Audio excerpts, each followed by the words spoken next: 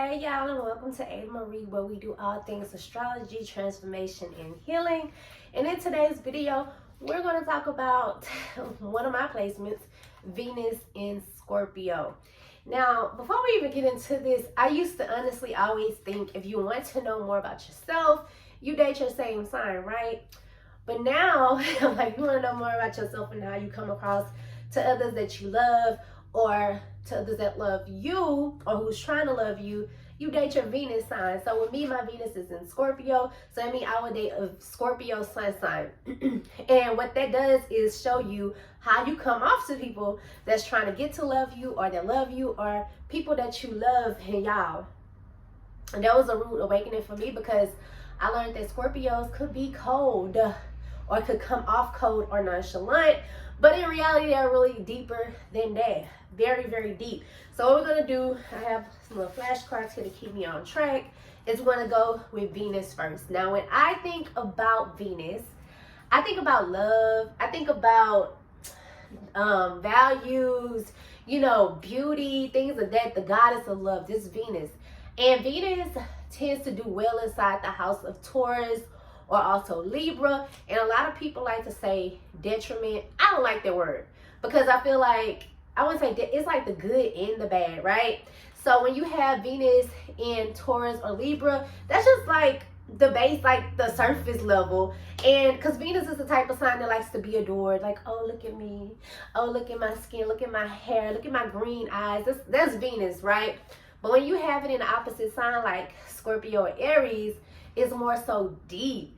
So when you think, it's like deep love, deep value. And just because it's in one of these signs don't mean that, especially Scorpio, doesn't mean that it has to be detriment on the way you make your money. It could mean that you can make your money just on a dark end.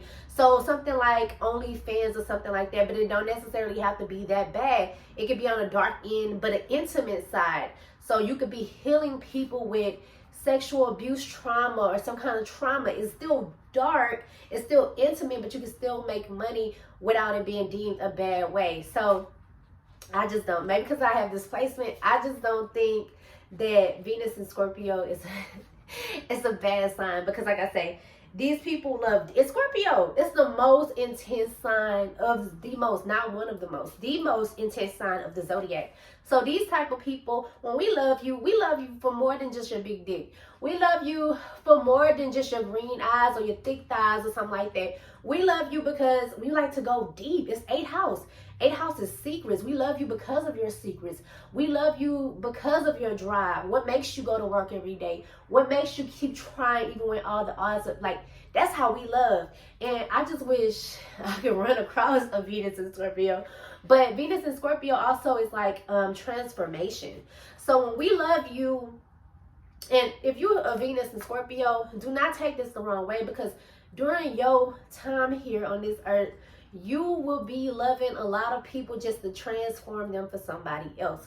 Now, with that being said, we can also be very manipulative, but if you are evolving and you're not on the low frequency of this placement, you'll know not to manipulate, because guess what? Whatever you give back.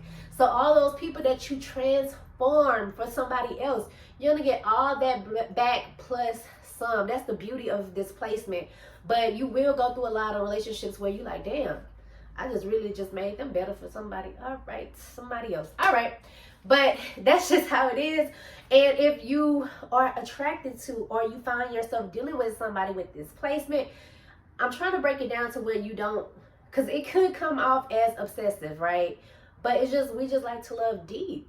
Like, I don't want no surface level love. If I love you, or I'm trying to get to know you, I want to go deep. If I'm letting you inside of me, especially unprotected or raw, like, that's because I want to go deep. I want you to feel me on a deep level, but I also want to feel you on a deep level. Like, I want to peel back all the layers of you. Like, I want to get in there. If that's too much for you, especially if you're the type of person to not let people know your secrets, you're not gonna get away with that with a Venus in Scorpio, unless they're manipulative. And if they're vibrating on a low frequency, they haven't evolved like me. Now I know not to cross certain people, not to cross anybody boundaries, right? But at the same time, I'm just going to respect you. If you're not going to let me in like that, then I'll move away. But like, I want to know. I want to know. I want to know what happened to you when you was 3 that made you not like yellow something. Like, I want to know all that. We dig in deep. Let's see. For Love and Beauty. Like I said, Scorpio just is the intense sign. It's just intense. We have to go deep. It is no surface level with us.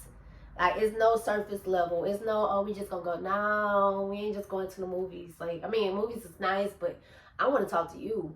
I want to watch you. Like, I want to know more about you. Like I said, this can come off as obsessive to some people. Not everybody can handle this placement.